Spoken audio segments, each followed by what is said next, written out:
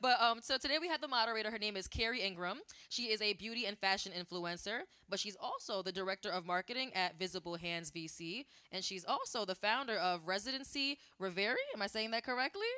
Reverie. And basically, that is a niche UGC creator agency that brings more accessibility to the creator space. Her work has led to her being covered in Teen Vogue and Allure magazine. That's a big deal, okay?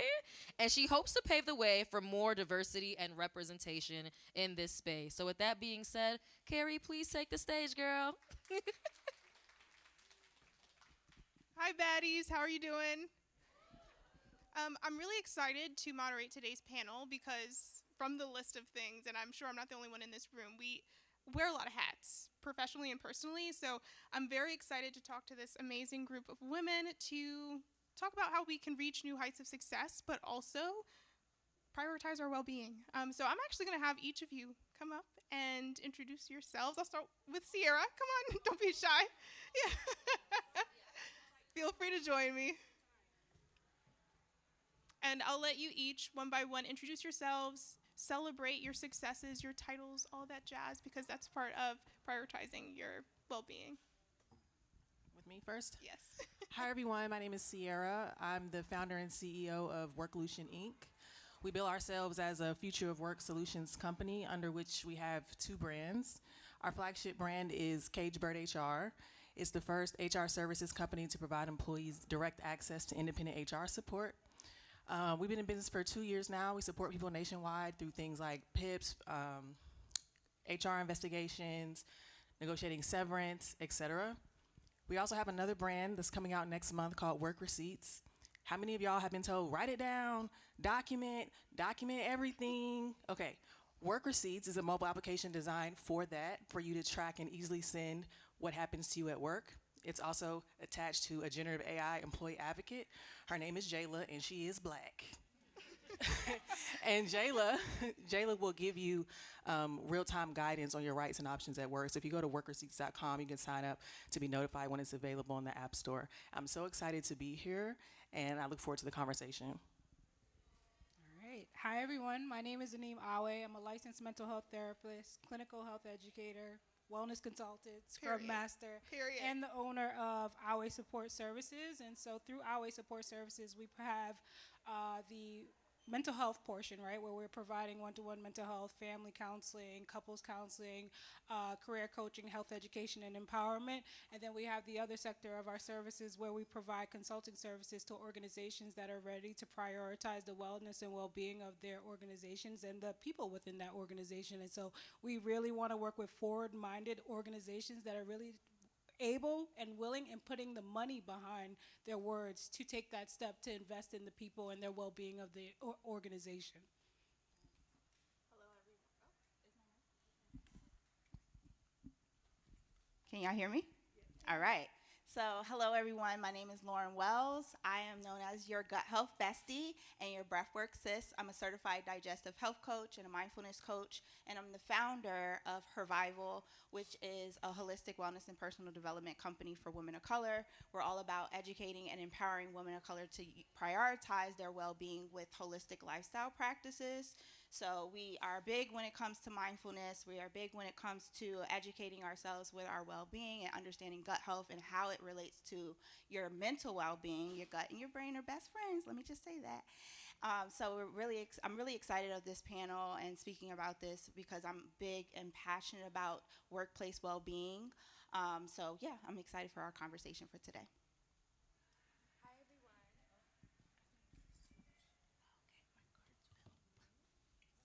We might have to pass the mic again.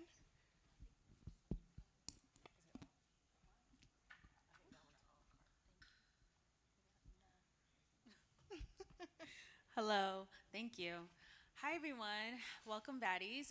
My name is Priscilla Poku Agyeman. I am a first generation Ghanaian American. Shout out to my West Africans. Based in Harlem, New York, I am the founder of Baddies, which is a wellness collective and digital media company that I started in 2019. And I am also the host of the Soft Life podcast, which is a podcast that centers wellness and softness and lived experiences for us by us. I also have released Sadie Baddies has released a digital self-care guide called My Journey to Self-Love. And I also work in digital marketing. So I'm a corporate baddie as well as a woman who has a separate business on the side. So I do it all. And I work in digital marketing for Publicis Sapient. Amazing. Can we have a round of applause for our panel? So I'm super excited to talk to all of you about the different aspects of what it means to prioritize your wellness, especially while working in the workplace. I'm actually going to start all the way at the end with Priscilla. As the founder of Sadie Baddies, you're demystifying mental health for young women of color and making it less taboo. What does it mean to prioritize your mental health in the workplace to you? So when I started Sadie Baddies, ironically, I started it while I was at work. It was my first job, my first big girl job right outside of graduate school. I was working at a nonprofit. I was getting paid shit, for lack of a better word. It was not getting paid well at all. I had a very toxic work environment, and I felt myself literally falling apart. So what I did is one day while I was at work, I started an Instagram page, and I named it Sadie Baddies because that was kind of a nickname that was given to me when I was in college. And reason being is because I was one of the first people in my friend group to start going to therapy. And when I started going to therapy, people didn't really understand why I was going, because they're like, oh, well, what's wrong with you? You look like you're fine. You have it all together. You know, if you're like the strong friend or the mom of the group, you might understand what I'm saying when sometimes you don't look like what you're going through. So that was my situation. And so when I started Sadie Baddies, it was a personal project, and it was more of a self-expression for me. I kind of always say that I started my business backwards. So I did more of like the content, the marketing, all of that, and then I started building it from the back end of, streamlining it, creating a strategy, having a business plan, hiring people, etc. So when I realized the weight of what I was sharing was really important to other women, especially Black women, but also all types of people, men, non-binary people, so many different people can relate and connect to what we share at Sadie Baddies because we keep it real. We don't just talk about the self-care of the face mask, the bubble baths. We also talk about heavy things like depression, suicidal ideation, how people are handling these heavy feelings and generational trauma, but still having to show up at work and be the mom, the friend, the sister, all these titles that we have. So what I really did was focus on practical things that I could do. So one thing that we emphasize is, having a morning routine, having a night routine, even if it looks like completely different than your favorite YouTuber who has 5 hours a day to do, her self-care or whatever, even if it's 15 minutes a day to just breathe and be centered with yourself. That's what we really focus on. So what I have learned also being in the corporate space and being someone who's worked in corporate America for over 7 years, I've learned that you really have to advocate for yourself.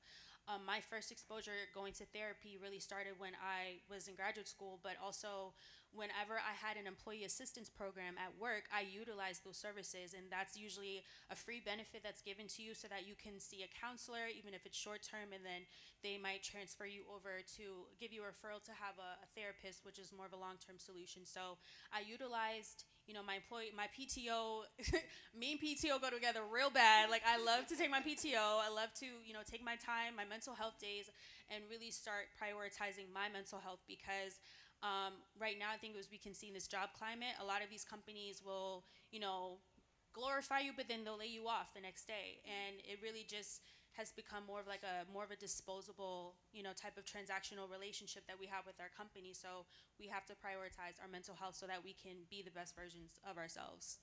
I think that's super important, and it actually leads to my next question. And I'll start with Priscilla, but anyone on the panel is more than welcome to answer. Are there trends or common themes that you're finding that people of color, specifically women of color, face when trying to prioritize their well-being while also being in a demanding field?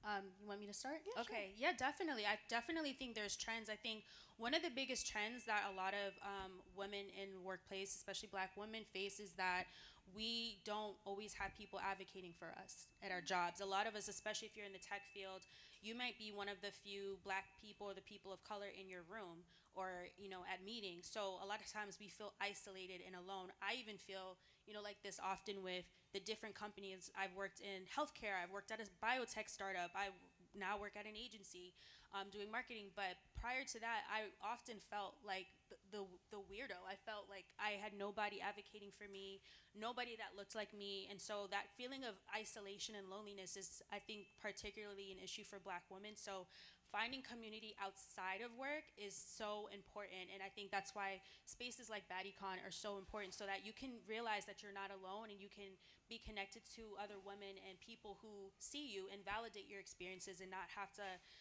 kind of over explain to people why you feel a certain way or why you feel like you can't speak up at a meeting or show up at work. I'll go next. I think the most common trend that I'm seeing is like this difficulty to implement boundaries, right? We talk a lot about boundaries. I think the term is like a buzz term that gets thrown around a lot. And so when you have a situation where like theory and practice, where like, okay, in theory it sounds great, it sounds really easy to put down boundaries, but then when you go into the work environment and you're facing microaggressions, and then you're going to be deemed the angry Black woman, or you're going to be deemed these really negative things, it's kind of hard to establish those things, and so you get some resistance, and therefore it's hard to not only just establish that, but to sustain those for yourselves as a Black person or a Black woman navigating corporate workspaces. So I think in turn what happens, it creates this level of self-defeat and sometimes for women, and I think that can contribute to our experience of like burnout, and then which can also experience to the to individuals experiencing depression. And so I think what I often say to people is that burnout is sort of like a segue to things like depression and anxiety, right? If we continue to ignore it, we continue to dismiss it, those things ultimately accumulate and ultimately grow into and manifest into like a major depressive disorder or a generalized anxiety disorder. And so that's why it's really important for us to kind of call attention or understand the signs as it relates to those concerns. And I think that's very valid. I'm curious to know, what are some of those signs? Do you see early stage patterns that people Absolutely. can like detect before they burn out? Absolutely. So I always like to tell people to think of it as like a traffic light sign, right? You have the red, is it red, yellow, green? Yeah. So when you think about it, we're going to start from the bottom at that green level, right? Green is like that area, like you're thriving, you're doing well, you're creative, things are functioning well, like there's no concerns typically, you're going ahead, right? And so yellow is when we begin to take a little more precaution and slow down, right? That might look like irritability, that might look like fatigue, that might look like you're really short with your colleagues and your coworkers, your concentration is off. And then we get to that red stage, right? That's when you want to stop, right? We've accumulated, or things have accumulated so high where we really need to call attention to what's going on. And so that's you being depressed. That could be you taking more days than off of work. And so at that point, you're really reached this level of burnout where like, self-care is no longer the solution, right? Getting rest or taking a nap or taking a couple days off is no longer the solution. That's where, I call this restorative model, where you have to implement those strategies to really get out of that place. And so understand, I have a full scale like you can find on my website, but there's just like, think of it like a sort of traffic light. I love that. So I'll add really quickly. So in the work that we do at Cagebird HR, we support people across the country, right? We're supporting employees in all 50 states, including District of Columbia. And we get data on what are people coming to us for, when, and why. And so I think part of it is just us and our own, socialization and things that we go through. But I also want you all to understand that you are in a system, and that system is working against you, right? You're more likely, the data tells us you're more likely to have a negative work experience when you report to a white woman. And then you're also more likely to have a negative work experience when you report to a Black woman, even if you are Black. So it is a part you and your mental health, but also it's a system, right? And people are coming to us for things like discrimination and harassment. Those are the two most popular things that Black women come to us for when they're in the workplace. So I think for me, it's part that you as an individual are in a space, but then it's also the system that is just simply not designed for you to be well in. And when we talk to clients who call up to Cagebird HR, I mean, we hear the most horrible stories. I keep looking at Jacqueline because she works for the company, and she's like nodding, yes, girl. But we hear the most horrible stories about people being hit in the face, people being called the N-word, people being put in jobs and not set up for success. And so all of these things together cumulatively create this environment that is simply not conducive for you to succeed. And I'm not saying you can't succeed in it, right? I just think that we should be aware of the environment that we're in. And so when we have that awareness, we can navigate things in a way that we don't consume things whole. right? So like, you're not a bad communicator. I swear we hear that 5,000 times a day from people all across the country. How is it that all the black women that call up here are poor communicators? It's not you, it's a system. Yeah, I would like to chime in because I see a lot of the women outside of the workspace, right? Like, because I'm a coach, and it is a system. It is a very important part to be aware. Once we have awareness, we can start getting tools in our toolbox to be able to equip ourselves with what we have to go against. As you said, Cierra, the system. So it is important to have that sense of understanding, knowing what you're against, but knowing that it's not against you if you prepare yourself the right way. So I love the analogy that you talked about, like the red light, green light, yellow light, and knowing where you are. So I see like some of the signs as well as when clients of mine may feel overwhelmed with work. They're either late on calls, missing out, real short with their answers.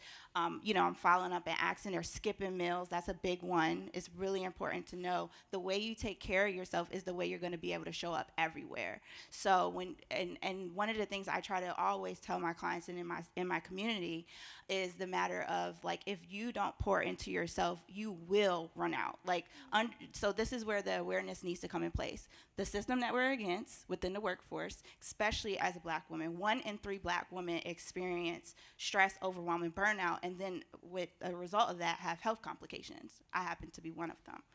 And so once we understand that, so it's not to say to feel defeated or, oh, we have boulders on our backs to go against, but just having an awareness and knowing how to equip ourselves to go ahead with everything. So understanding those aspects, and then, community is so important. Like, we have to equip ourselves. You being here, having conversations like this, there's so much healing in conversations and awareness. And once you have that understanding and knowing that, okay, these are the things I'm against, what do I need to pull out of my toolbox to make myself aware, to pour into myself? I always say you cannot pour from an empty cup, but know what you need to pour into that cup, right? Self-care looks different from everyone. So I wanted to highlight and piggyback off of everything was said here. Yeah, absolutely. And I'm curious to know everyone's thoughts. Let's say I'm on yellow, I'm on red, and I'm like, oh gosh, like, I need to get back to green. How do I figure out how to recover from burnout? Yeah. So for me, I've coined a term called restorative recovery, right? And so there are 3 aspects through restorative recovery, where we're looking at the mental, physical, and cognitive sort of portions of your ability to function, right? And so from a mental standpoint, when you're at that place of burnout, like I said, self-care is no longer the response to that at that point. You're beyond that level. So you really have to sort of remove yourself from that stressor, if at all possible. And one of the things that I consistently recommend to my client base, I talk about it a lot on TikTok, is that FMLA leave, right? Or that short-term disability. And that's going to be really important because it allows you sort of that leverage to step away from that stressor, being that is your job. And so because you're able to remove yourself from that, you can then sort of decompress, right? You can sort of then begin to like think about what the next steps can look like. And part of the mental recovery also is like, do you need professional help, right? Do you need to see a licensed clinician to what perhaps that's medication prescriptions, perhaps it's like building this toolbox that you have. And then also we're going to have to look at the long term, right? Because FMLA is only a short-term solution. FMLA is up to 12 weeks, right? What some states may be a little more generous, but then we have to also understand you talked a lot about systems. Is this environment conducive to me thriving, right? And then we have to ask ourselves a hard question about what's going to be the long term, right? Like, I can work on the cognitive stuff, I can work on building the tools, but regardless of how many tools I have in my toolbox, if this place isn't conducive to me thriving, then I cannot thrive in this environment. And that's part of the difficult conversation that you have to have with yourself. And so if we focus on those 3 pillars, right, the mental, the physical, and the cognitive, we can really help see this person get to a better state, more clarity, right? When you're burnt out, you don't have the cognitive ability, right? Your concentration is just all over the place. You're in flight mode, right? Or fight mode. You're trying to just get through. And so when you're able to sort of get to this place of equal balance, if I'll say that, you can get to a place where you can devise a plan that makes more sense for you. And whether you're going to work on that with your provider or a coach or whomever, that's up to you. But you cannot do that if you're constantly exposed to that level of stress. So you have to remove yourself from that stress. And I would just like to echo, please take your time off. Black people, we do not use all of our benefits at the same rate as our non-black counterparts. So if you have the time, take the time. If you don't have FMLA, you can take a leave in lieu under the American with Disabilities Act. But to answer your question, I think for me, I have to ask myself, like, what are the things that I do when I'm full, when I'm well, right? I work out, I eat well. And so when I'm not doing those things, I know I'm on the edge because I'm eating candy, I'm binge watching TV, like things that I literally do not ever do. And so I think it's also just taking a moment to be introspective with yourself and understand, like, who am I? What are the things that I really, truly enjoy doing? When I'm happiest, what am I doing? Who am I around? How do I feel? So that way, when you're not doing those things, you know, okay, I need to step back. And I'll be honest, there are times as a business owner, Jacqueline will tell you, that I know I'm on edge and I have to keep going because there's some deadline or something that we have to meet. But as soon as we hit that deadline, I'm doing other things, right? Sierra's done working at 2:00. Sierra's taking a nap. Cierra, is at the gym. Jacqueline told me many, many times that I'm at the gym. Like, hey girl, I'm at the gym. Like, what is it? So I think it's just around like knowing who you are and the things that you do when you are well, so that when you're not doing those things, you know, okay, I need to pause. And that leads to my next question, and this is for you, Cierra. We're talking a lot about the individual, but I am interested to know your perspective on the environment itself. So what role do employers and HR play creating a culture that supports employee wellness? Well, that's a complex question. HR is supposed to, in theory, support employees, but we all know that HR is a function that's taken on a different role, right? It's more of like, to protect the company. And I think for us at Caged Bird, being that we are HR professionals, technical ones at that, who are outside the organizations, we understand that the way that HR works today, capitalism just demands a conflict of interest, right? Like, they're there to protect the company. And because I used to work at Google, I used to work at all these tech companies, I know when we have the opportunity to do the right thing, if it's going to cost the company to do that, then we're probably not going to do it, right? And I also understand that most employees don't understand HR, right? Most people have no earthly clue what HR does. All they know is like stranger danger. I'm not supposed to engage with these people. But what we tell folks is that when you are seeking accountability for how you've been treated at the company, that has to start with HR.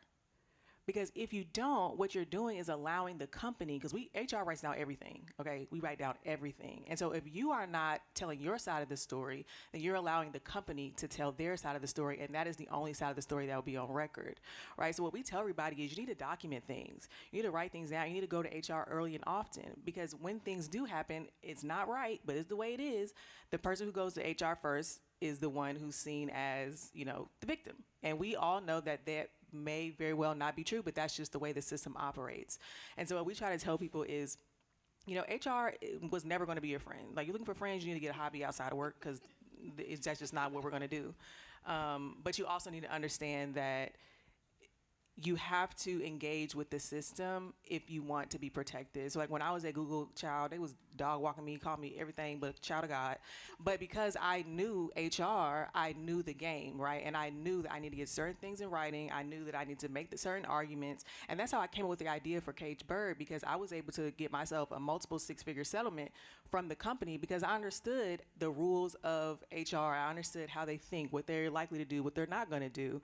And so that's why we offer that service now to people across the country, most of whom are Black women. So I would just say, don't have very low expectations of HR, but also understand that you need to read your handbook and understand what HR's purpose is so that you can navigate the system successfully. And you've started touching on this a little bit, but are there any other strategies that you teach your clients currently when they need to address a toxic workplace environment? Yeah, so yes, the answer is yes, but it depends on the situation, right? So like sometimes it's not beneficial to go to HR right away. Sometimes they might have a mentor that they can lean on, or somebody who is higher up to say like, hey, this is what's happening to me. I need this. Sometimes it's best to just go ahead and ask for severance. Sometimes it's best for you to take a leave. Sometimes it's best for you to, stay on through the PIP just so you can stay on payroll longer so you can get your equity vest, right? So there's a lot of different strategies. I think if I had to give you some tangible things, anytime you start a new job, go get a physical. Routinely go to therapy and not only talk about what has happened to you, but how it made you feel. Because I found myself when I was telling these people like, hey, to your point about your brain and your gut, when I was going through my fight, them people sent me into clinical depression. I have never been depressed in my life. And when your brain goes, your gut goes. So next thing you know, I'm 32 having a colonoscopy. And when my lawyer went to argue that, like, y'all did this, we pulled out the medical records. Baby, 6 months ago, she had a physical. All clear. So what are you talking about? Pull the therapy records. What are you talking about? All clear. So make sure you're going to get a physical every time you get a job. Go to therapy. Make sure you talk about how these things impact you and your mental health. And take your leave, honey. It's yours. Take it. I just want to just chime into that, especially the part about, like, being in therapy. I get a lot of folks who, like, decide they want to take an FMLA, then they reach out to me and say, I'm going to take out leave. Well, I don't sign off on anything unless you've been in care for at least 3 months consistently. Because not only as a licensed provider are you putting your name on the line, but I need to have a documented sort of experience with you on a one-to-one level to understand the complexity and the severity of your symptoms and what you're experiencing and kind of watch you through that progression, right? And so, again, to kind of piggyback off what she said, establish care early on. Don't just establish care for the sake of, like, you just made up your mind you're going to take FMLA. It's a long process. Some of the, especially if you're taking short-term disability, some of these organizations are asking for therapists to write out treatment plans, like, you're going to be in care consistently doing X, Y, Z, this, and I have to sign off on things every week. Establish care early on. Don't be preventative. Don't be reactive. Don't wait till it's too last minute to take on, embark on that journey, because it's going to delay your process and it's going to cause further stress for you. I love that. And I'm going to pose the next question to Lauren. In terms of that stress and trying to be preventative, what are some strategies, tips that you have for people trying to manage their overall physical and mental well-being? All right, so we've heard of PMP as this, like, project management, but I like to use PMP as far as prioritizing mindfulness practices. And that can go in a sense of whatever it is that really works for you. This is why it's important to just, I like to say, like, get back to, like, romancing yourself. We're always looking for a man or a zaddy to romance us. But, like, romance yourself. Like, find what things you like. Sometimes it might be things that your child self like that you haven't had in a while, right? So, this can be implementing as far as, like, journaling, coloring, practicing mindfulness and breath work. Breath work is my favorite, especially for people who struggle with just sitting still and being quiet and just meditating.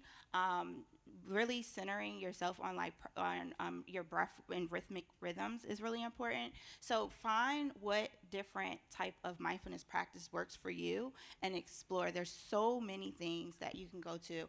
And in our community, you can download our app, Hervival. We have a mindfulness section, and it's free for women to be able to get access to, where we have so many different somatic breaths and different practices. We have community, but find those things for you. And just like what you said, like, don't wait till a case happens at work or your boss and, stress you out and, you want to be able to win something within your order. You want to take care of you anyway. You're so worthy of it. And I think that's going back to your question of, like, what are some of the signs to realize a lot of women, especially Black women, don't really feel as though they're worthy enough to pour in, because we're serving everyone else. So it's so important to really remember PMP, practice mindfulness practices, prioritize mindfulness practices, and find what that is, whether it is, like, even you talked about a morning routine and a night routine.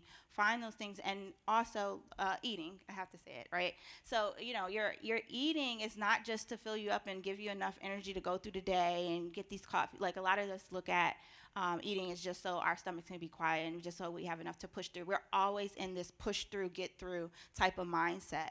But I really invite you to take a moment to, like, pause, feel worthy of the time for where you are, and sustainability. And those are some of the things that I think are really great strategies to implement and find what really works for you. I'll just chime in really fast. I also think, like, taking self-inventory, right? Understanding what you have the capacity to do, what that looks like. Also in terms of, like, us just being humans and navigating the world. Some of us have been traumatized from various experiences, and that trauma will linger. That trauma will come with you. It will come with you into the workplace. It will show up. People will trigger you unintentionally because a lot of these workspaces aren't trauma informed. And so that's going to force you to kind of reckon with that. And so I recommend taking therapy. I'm not just saying this because I am a therapist, but you're going to be confronted in some ways where you're going to have to face that issue, and like really working through that so that you can get to a place where that, you know, those triggers, whether intentionally or unintentionally, happen, and they don't sort of like, they don't take you to a place where it impacts your overall well-being. They don't take you to a place where like it's impacting your ability to function at work or navigate work. Or even if, like, you know, for folks who are identifying as neurodivergent, working with a coach or working with a licensed mental health professional, get that documented so that you can get the support that you need within the workplace and the organization, right?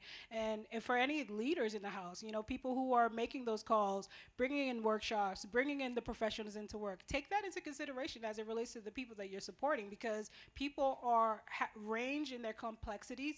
People have different issues, different needs, and we're not all one size fit all. So like understanding the different needs of your teams is going to be really important. And when you need professional help, right? A lot of managers aren't mental health professionals. So like you don't even know how to approach somebody if they're having a mental health difficulty. Get the support that you need, right? And invest in that. That's going to be really important.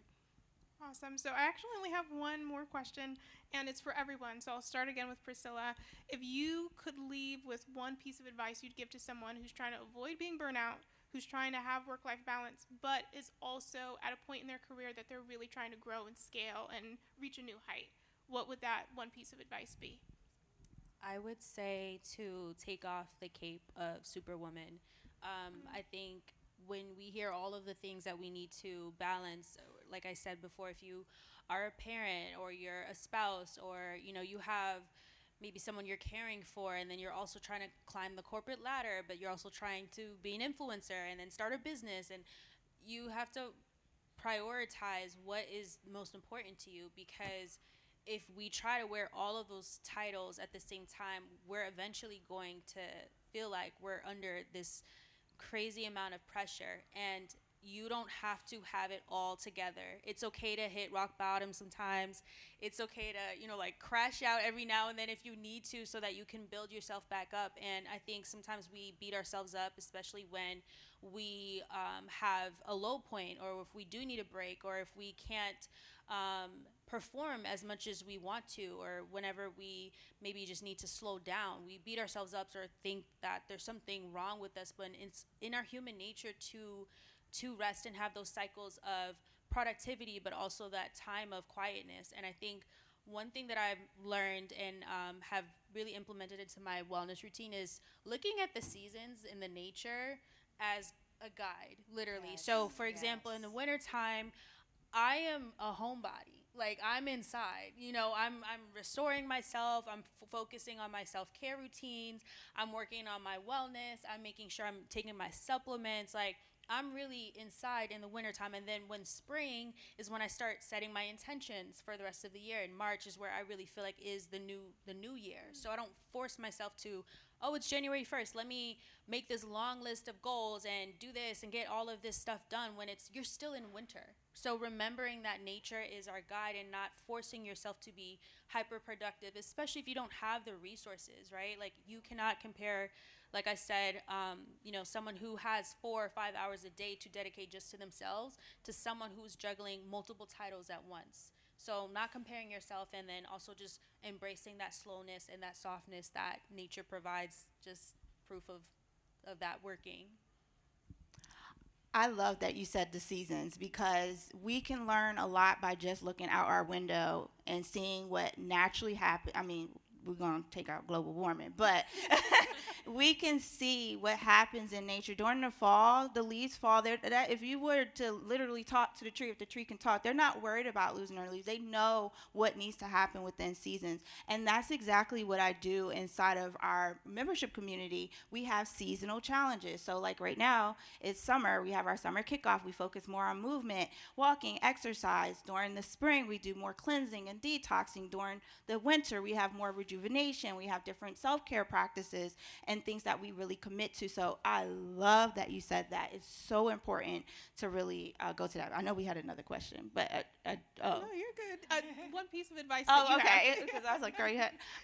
So I would say one piece of advice is really simple. It's something that we start with and end with when it comes to life. Breath.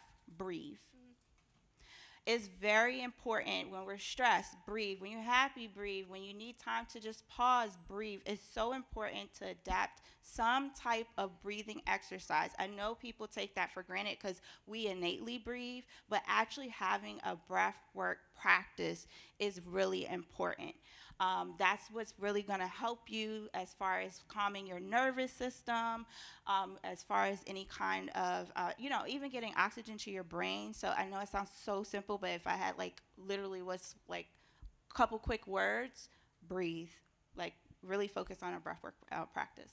I like that. I think the biggest or the one takeaway that I would say to you all is taking self-inventory, right? How do you know what you have the capacity for? How do you know if you need help? How do you know when it's time to practice self-care? Or how do you know when it's time to breathe, right? Or if you're not breathing enough. And so really taking time to practice that level of mindfulness to be able to understand what you can do or what you have the ability to do, right? And so sometimes for me, I just don't have the ability to talk to friends at the end of the day after seeing 5 clients for the day and being in meetings and presenting. So I honor that for myself. I don't beat myself up about that, and I'm at peace right there with that. And so really just check in with yourself to see what you have the capacity to do, see what you need at that time. Do you need professional help? Do you need coaching or whatever that is that might look like for you?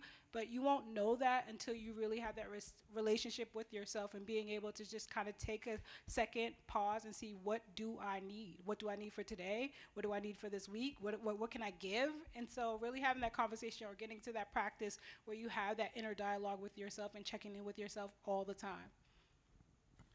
I would say do not make your identity your company or your job. Tech is notorious for this. You're a Googler, you're an Amazonian. No, baby, no, you're not. You're you, and that's where you work. And I say that because we've had people who, they were on the front page of the website. They was the head of DEI, and then they got laid off. And they literally were having an identity crisis, literally. So do not allow these companies to convince you that your identity is tied to them. The other thing I would say is be good at your job. Be very, very good at your job. I'm the best at what I do. And when I was in corporate America, everybody knew it. And so I could talk my talk and do what I need to do, because you fire me, who else is going to do the work? Because can't anybody do better than me? Period. And the last thing is just go lay down. Go lay down. Rest. Rest is an ancestor's wildest dream. I love this so much. Thank you all so much. Can we give them another round of applause? This was amazing. Thank you so much for attending our panel on wellness, and I hope you guys enjoy the rest of BaddieCon. Oh, wait, I wanted to share, for people who are new to breath work, there is a really good book that talks about, it's called Breath by James Nestor. Okay, I see you nodding, okay. So I meant to share that as a really good book to use. Thank you.